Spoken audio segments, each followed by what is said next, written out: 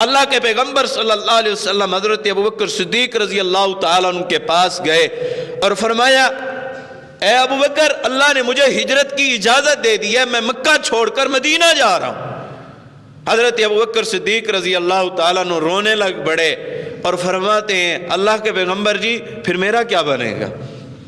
کیونکہ حضرت ابوبکر صدیق رضی اللہ تعالیٰ عنہ جیتے ہی آپ صلی اللہ علیہ وسلم کو دیکھ کے ہیں، آپ صلی اللہ علیہ وسلم کی حفاظت کر کے، آپ صلی اللہ علیہ وسلم کی دیکھ بھال کر کے فرماتے ہیں اللہ کے پیغمبر جی پھر میرا کیا بنے گا؟ آپ تو مکہ چھوڑ کر مدینہ چلے جائیں گے، پھر ابوبکر کیسے زندگی گزارے گا؟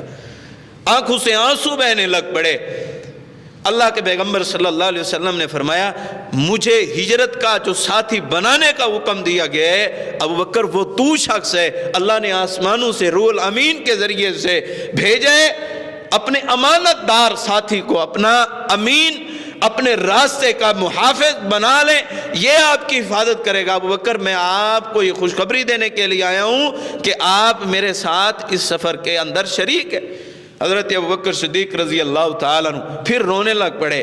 حضرت اماں عائشہ رضی اللہ تعالیٰ عنہا فرماتی ہیں پہلے تو میں یہ سمجھتی تھی کہ بندہ اپنے غم کی وجہ سے روتا ہے، بندہ دکھ کی وجہ سے روتا ہے، اس دن مجھے احساس ہوا میرے بابا جب روئے کبھی کبھی بندہ خوشی سے بھی رو پڑتا ہے۔